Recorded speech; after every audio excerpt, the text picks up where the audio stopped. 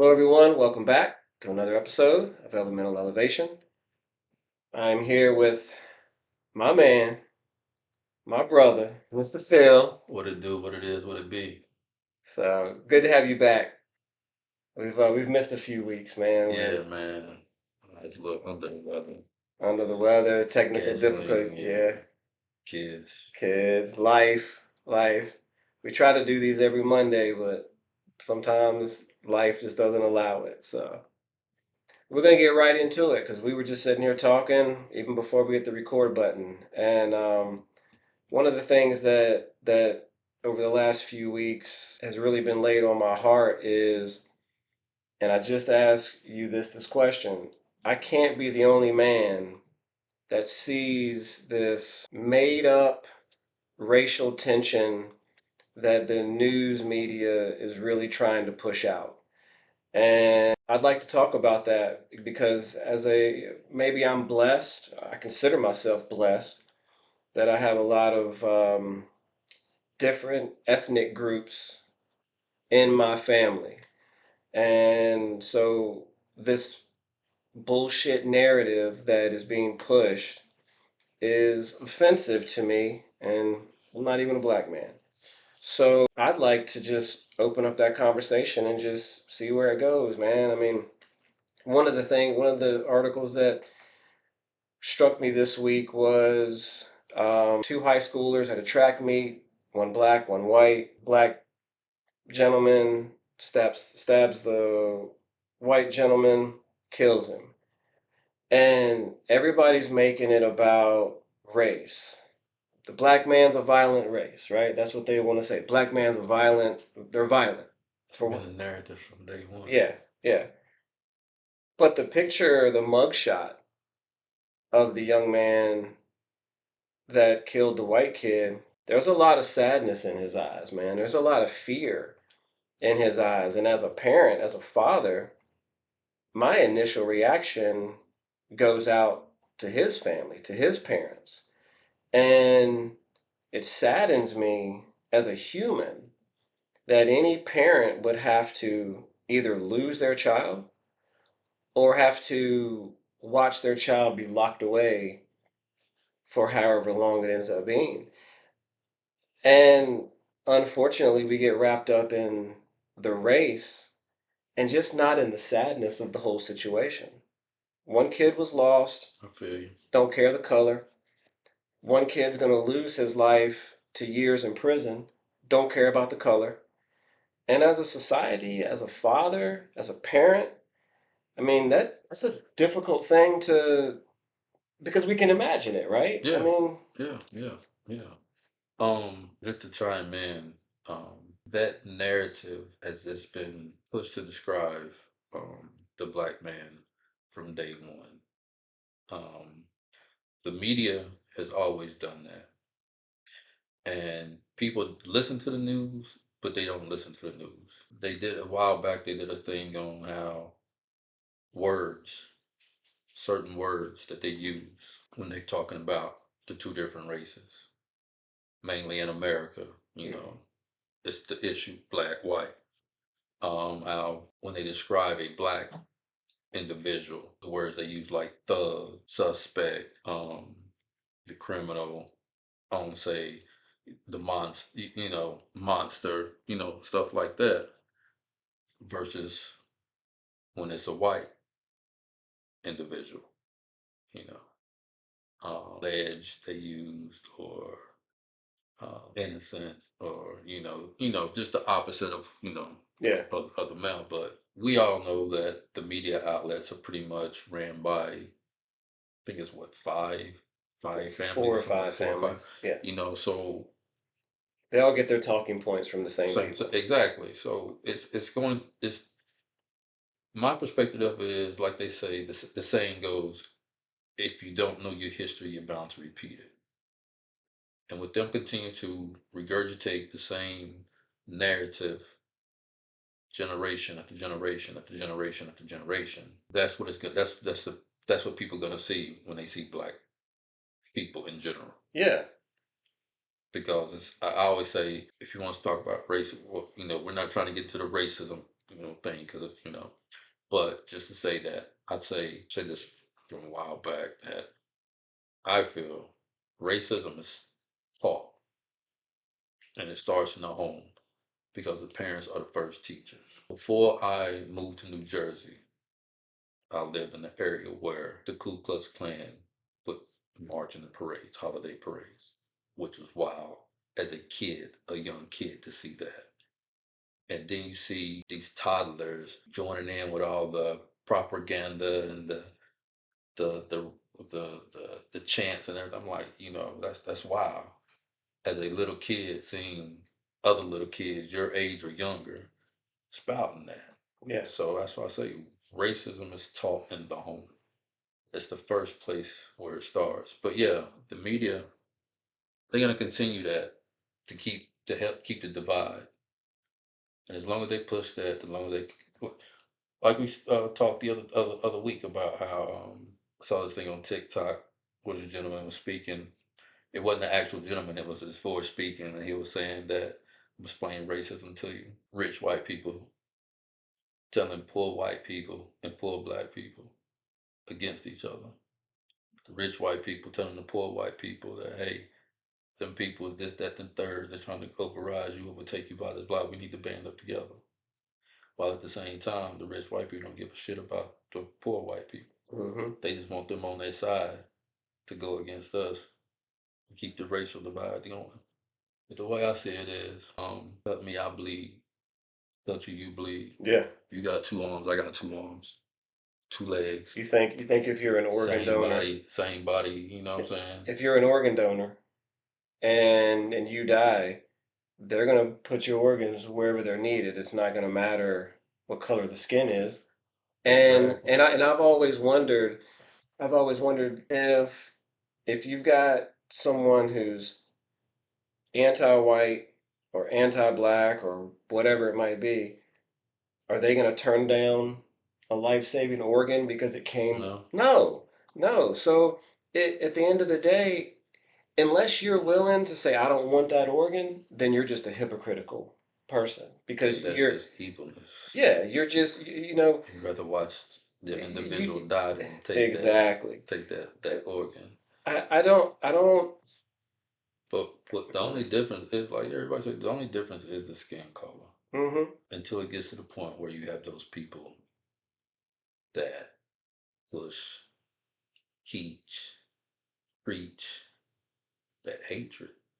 So let me ask you a question. Do you think that the news is overplaying their hand, or do we have an angry younger generation coming up? Because it seems like I especially for young black men, you hit that 14, 15, 16, 17-year-old range, and the next thing you know, all they're showing on the news is snatch and grab phones from the iPhone store or mall chaos or street take. that's another part of So their it's like, narrative yeah, because they exactly. don't show they only want to show the negativity that individuals do Yeah.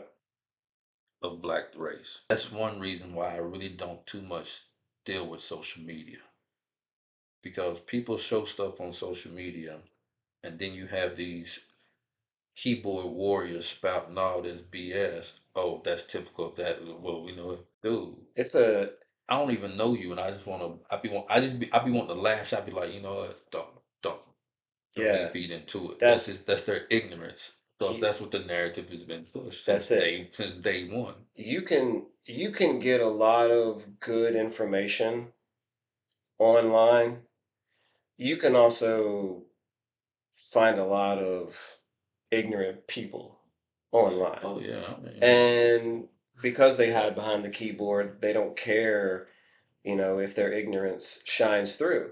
And for me, I do consider myself extremely lucky to have been so totally diverse in my life, in my upbringing.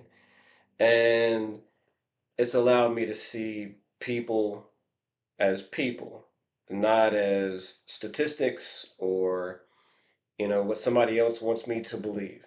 And but I wonder how many other white men can say that they've been friends with a black guy for half their life, or the only white guy in a wedding, right?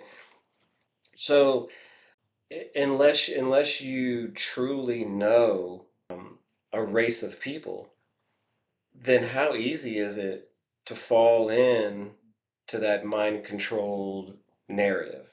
And the It's problem, easy. it's easy, and and I'm sure it happens the other way too. I mean, I think we just had the conversation. So, white men are looked at as being, white privileged or whatever it might be. White women are looked at being, neighborhood Karens that want to, call everybody out for doing wrong. And black men are portrayed as being, as you called it, thugs. When in reality, every black man I know is has a job, owns a barbershop. They I mean they have a very productive society life. We don't fit the narrative, basically, is what you're Yeah, saying. you don't. So, hopefully this conversation, this is real life. This is real life. The news is it's pushed to 50-50. accomplish an agenda. 50-50. They're either going to get us fighting over our money, fighting over our political stance, or fighting over our race. One or the other. All three. I mean, At the and same time. yeah, if the shit hits the fan, can I just hang with you? I mean, because Bruh, like, you more than welcome. You more 'cause than welcome to come to the crib. just it saddens me. It really does, man. It saddens me, and I've raised my kids to see people as they are, not as they're told that they are. And it saddens me because I do think that because more and more people, and I've got some family that fall into this, more and more people take whatever's said on the news, and that's the gospel. That's the gospel. And then the next time they see a black man in public or a young black man in public, especially, they're immediately going to clutch their purse or lock their car door or whatever.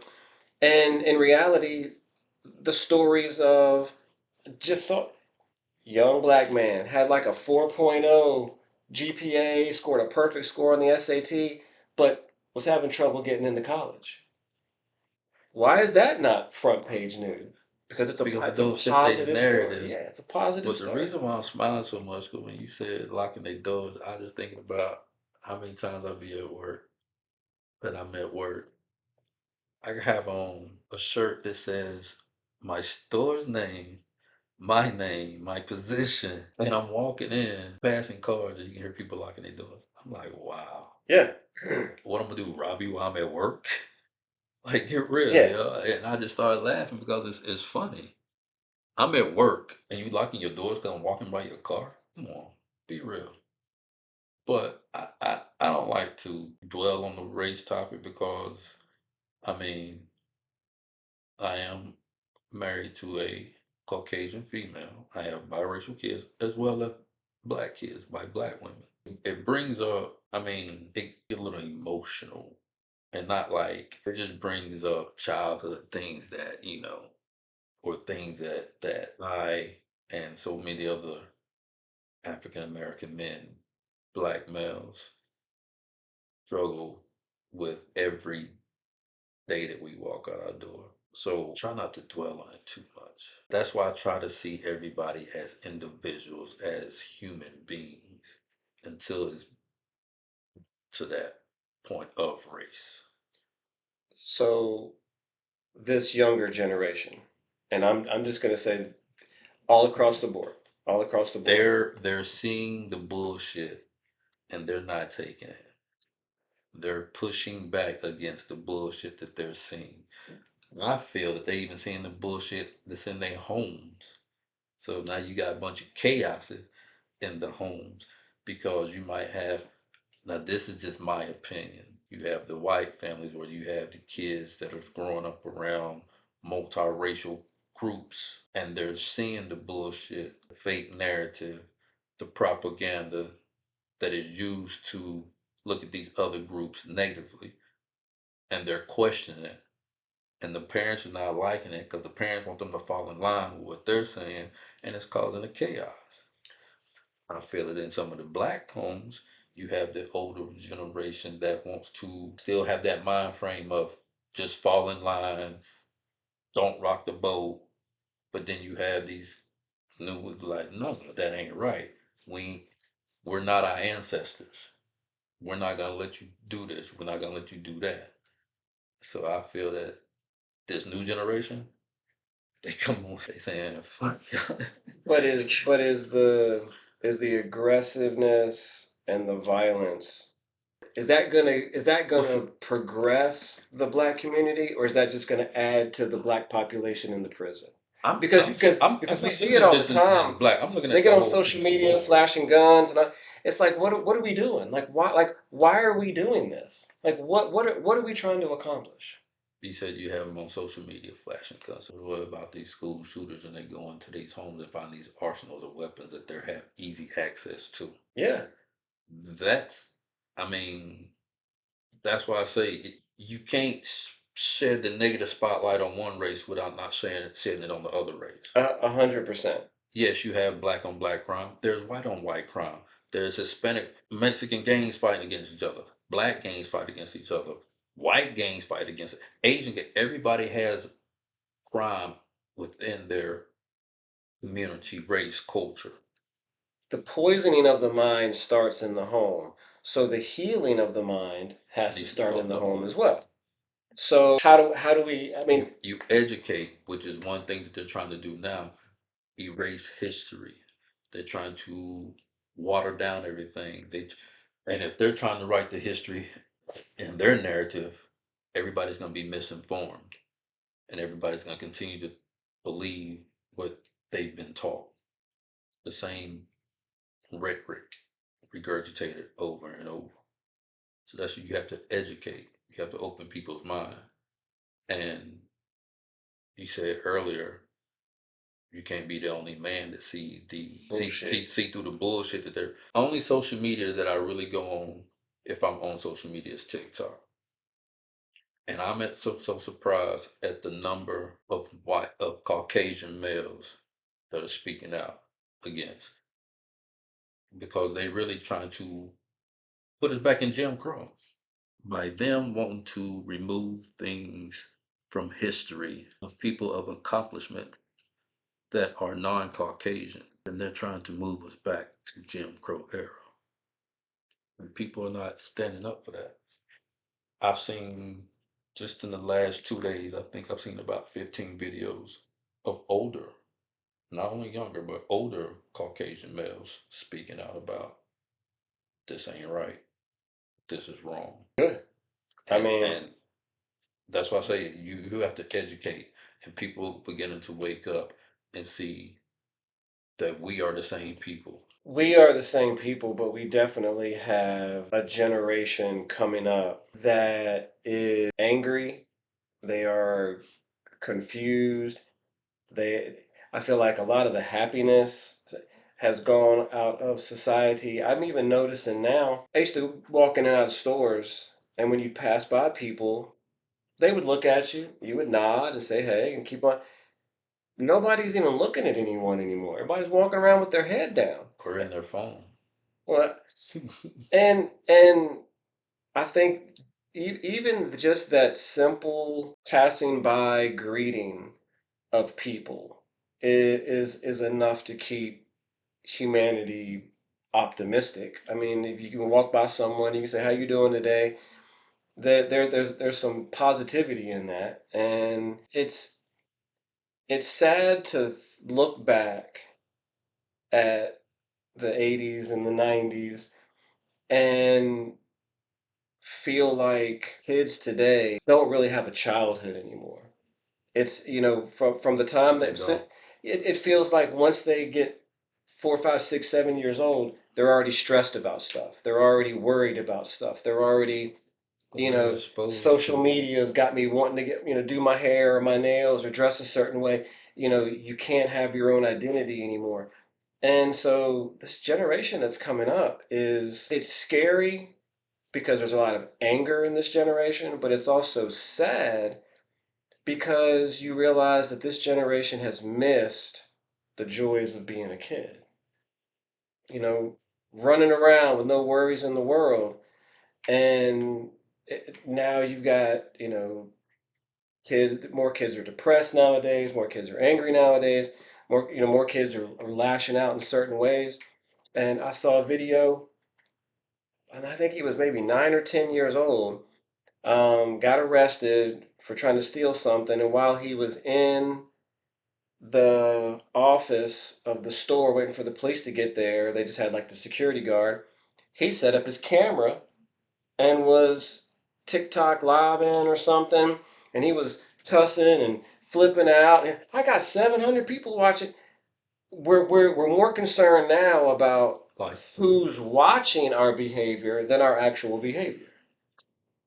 And don't let something pop off. The first thing people want to do is pull out their phones. oh, of course. Nobody's going to step in and say, hey, like, is this how we should be acting? And I think that's where, as a man, and again, you're playing with fire because you're stepping into a situation where people don't have their head on right. You can't be a good Samaritan anymore. You can't, as a man, you can't step in and go, hey, like, this is not how we should be representing ourselves.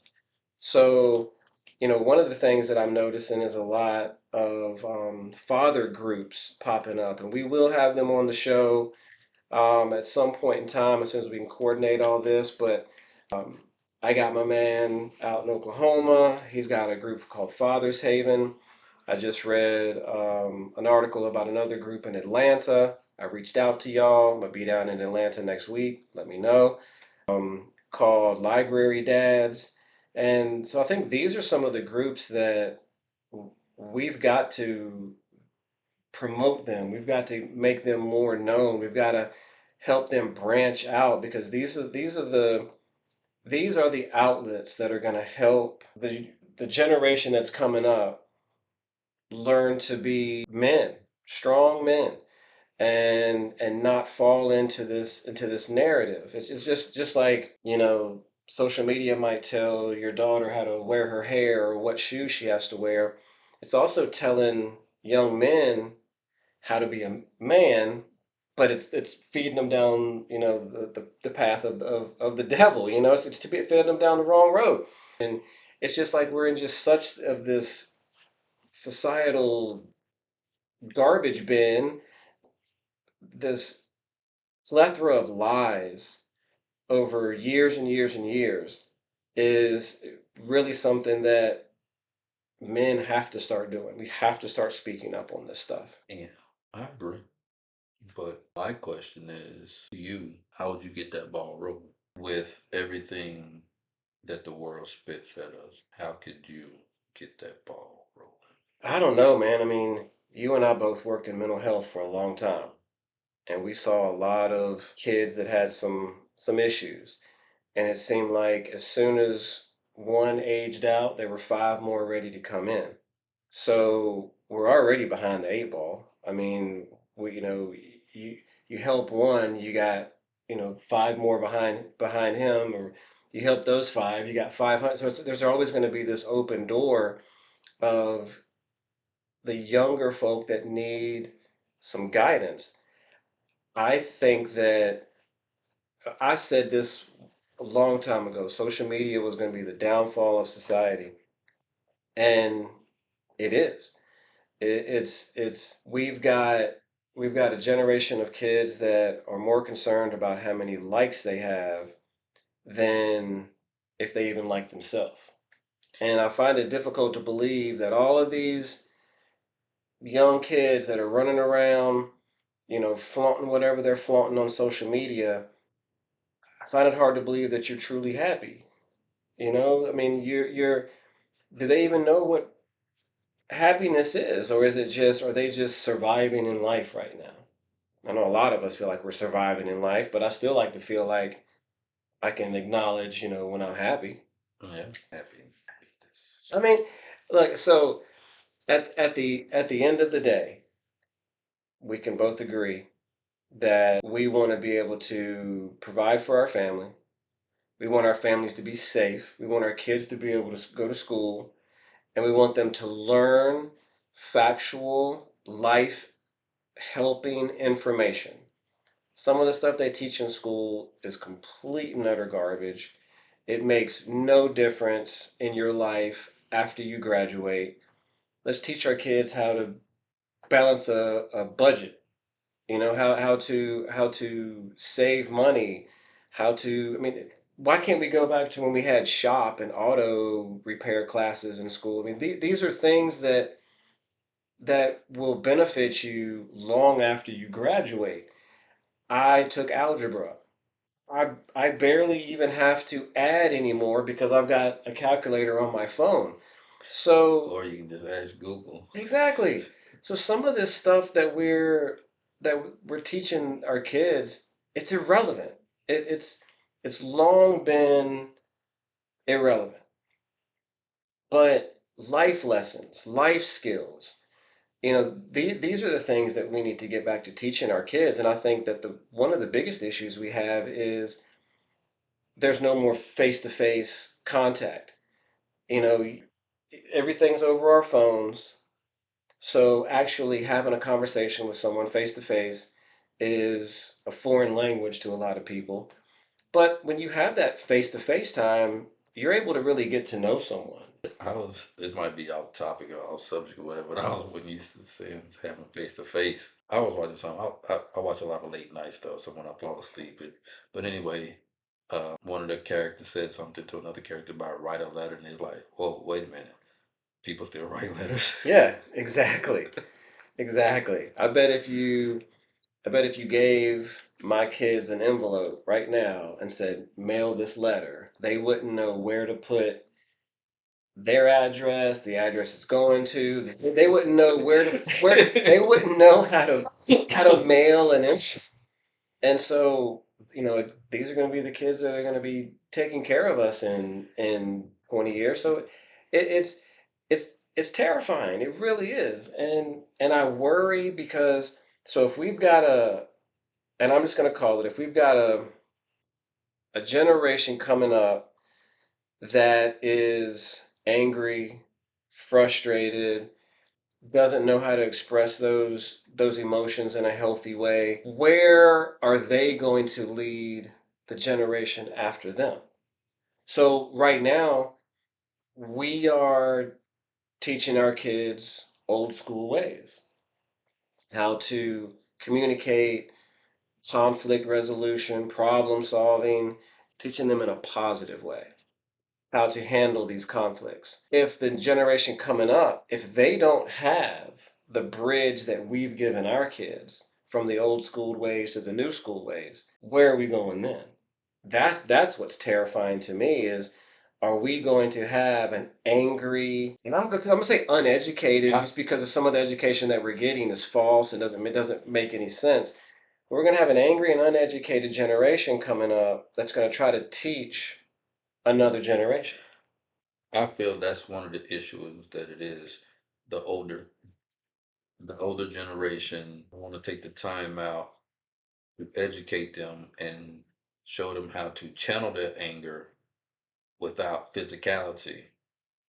But being that they have that so much anger and aggression, they don't want to deal with them. They just want to let them crash out and how to save them afterwards. But I personally feel that's one of the divides. If we can show them how to, like I just said, channel that aggression and anger without the physicality, Yeah. it's, they're gonna make this. The generation is gonna make a change, a big change. Because, like I said earlier, they see the bullshit that's being pushed on them, Well, they're also and they're questioning things. exactly thinking outside the box, They're using that questioning third eye things. that we talk about. And we can all agree that as you're going up through school, this is the box you have to learn in. And so, unless you make a conscious effort to break that box and start looking for information elsewhere, this is where you're going to live your whole life. But the thing again, with technology and the internet, people are able to break open that box now and remove some of the stuff that may or may not be truth anymore and try to fill that box with new information that we learn. As long as that can continue to happen, I feel like there can be a positive change.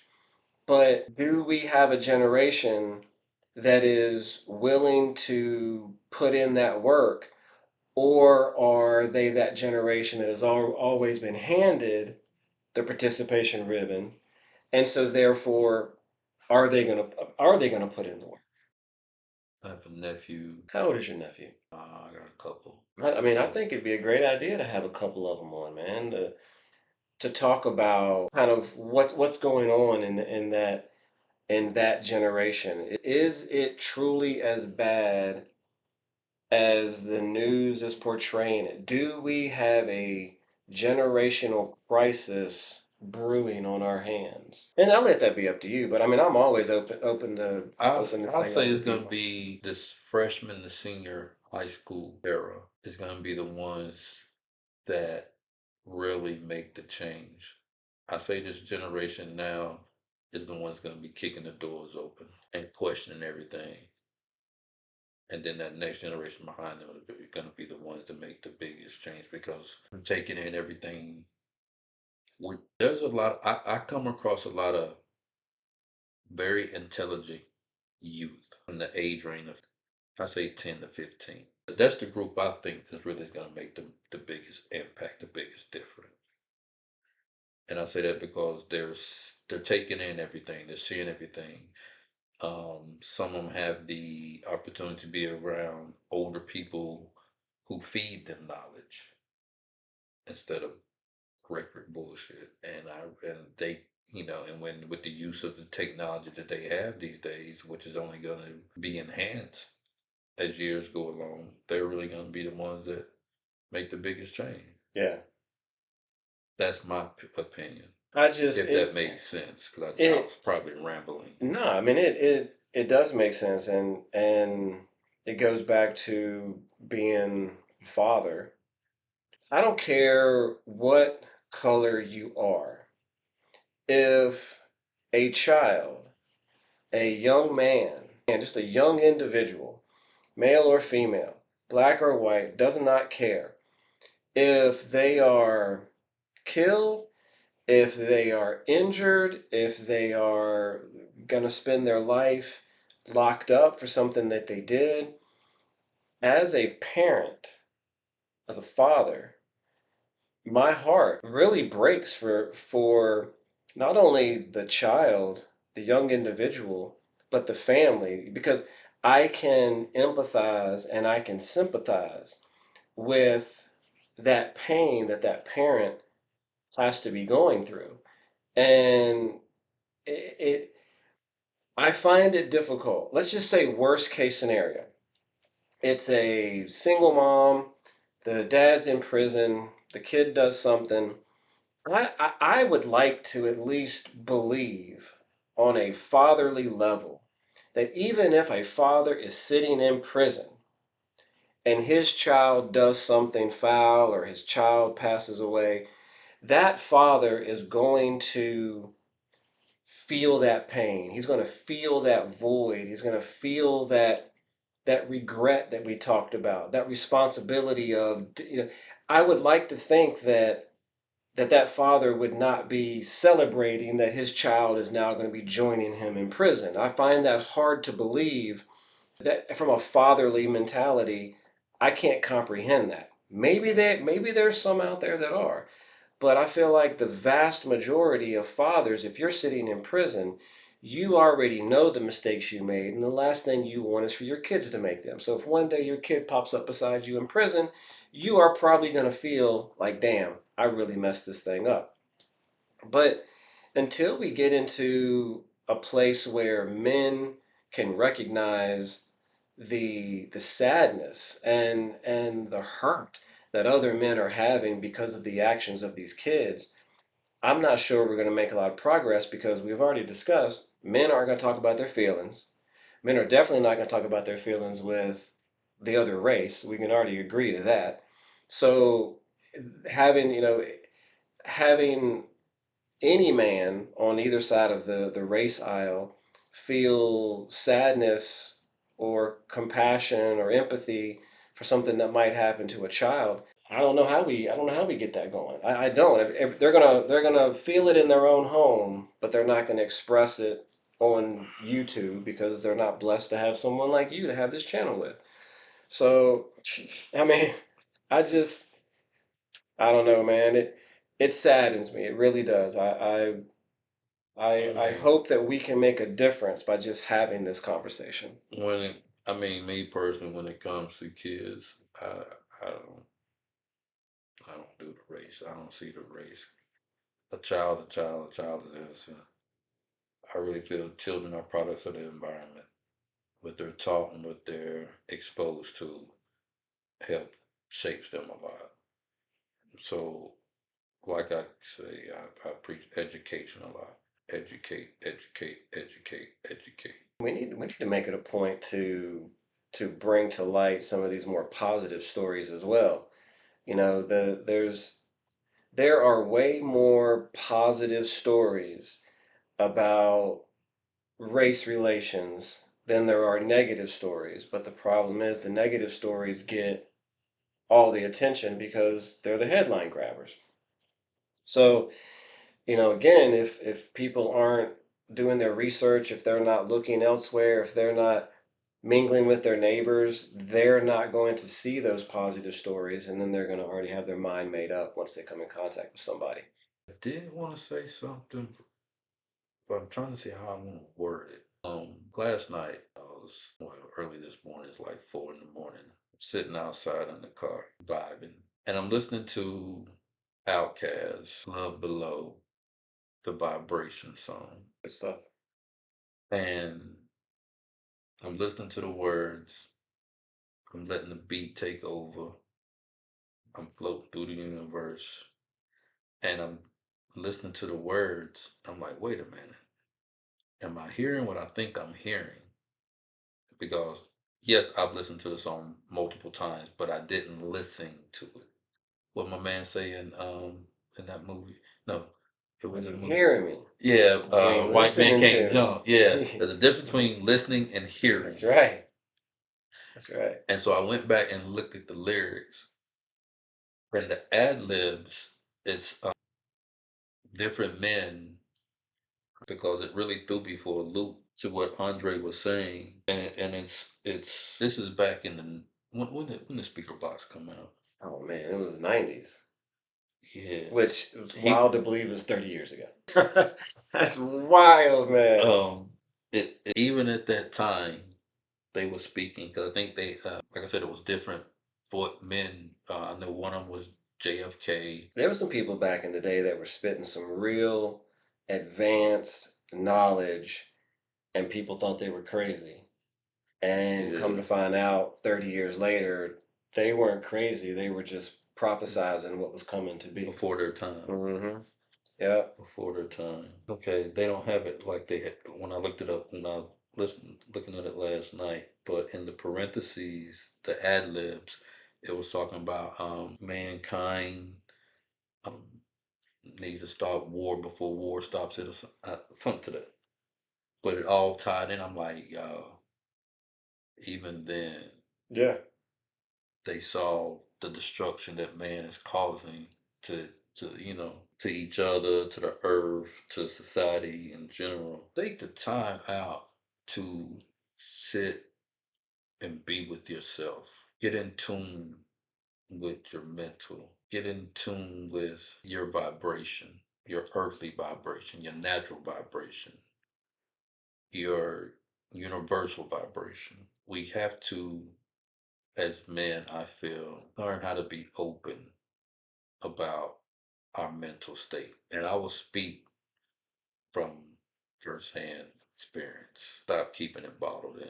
Even if you got a Michael Jackson, Man in the Mirror, stand in the mirror and talk to yourself. Do what Mike say. You're gonna start with the man in the mirror. You don't even have to talk to yourself because I know from experience, just standing there looking at yourself in the mirror, you don't have to say anything because you already know what you're feeling. You already know what's on your mind. But it's You good to voice it. can already see the pain and the anger in your eyes. I mean, I get what you're saying. I Bring mean, it up. Huh? You get a hug. I'm always down for a hug, man. I don't care. I'm a hugger. I tell people all the time. We have people over, and the first time I meet them, when they walk in the door, I'm like, I'm a hugger. You hugging me before you come in this house. You know, and when we work with mental health, some of the things they taught you, teach you is how to observe things.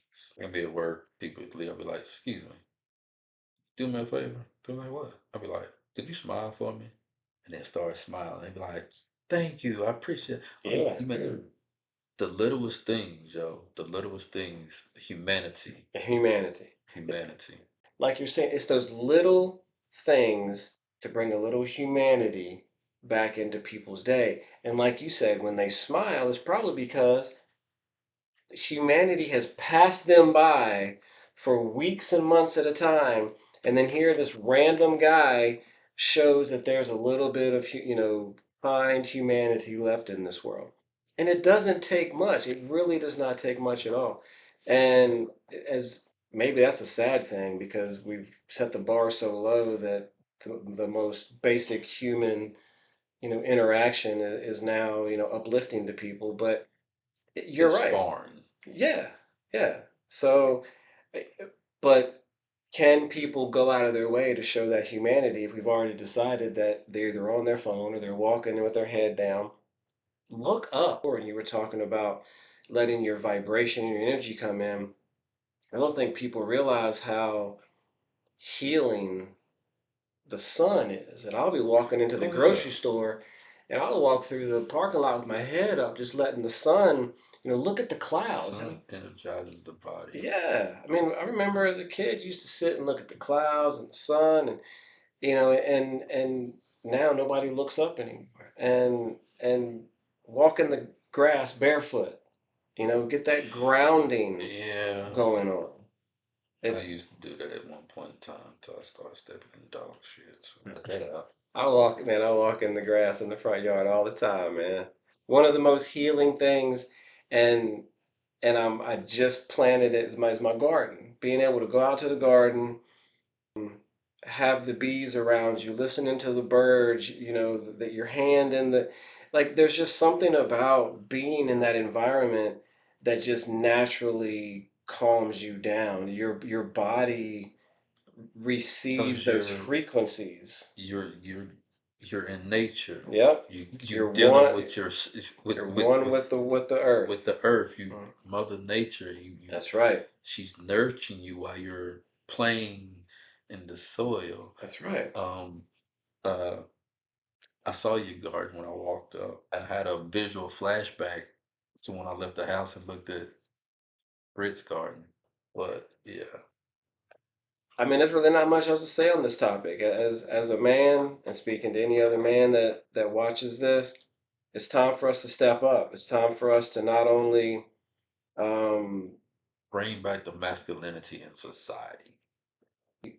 the kind masculinity. You can be a man, but you can be kind. You can be respectful. And I think that we have to get back to teaching, not only teaching our kids, but any young man that comes into your house. And so I think that it's up to us to continue to have these conversations. Like you said, go out of your way to be with people that maybe you would not normally associate with, and just try to understand who we are as Just vibe with them. individuals. Just vibe with them. Just Vibe vibe with with them.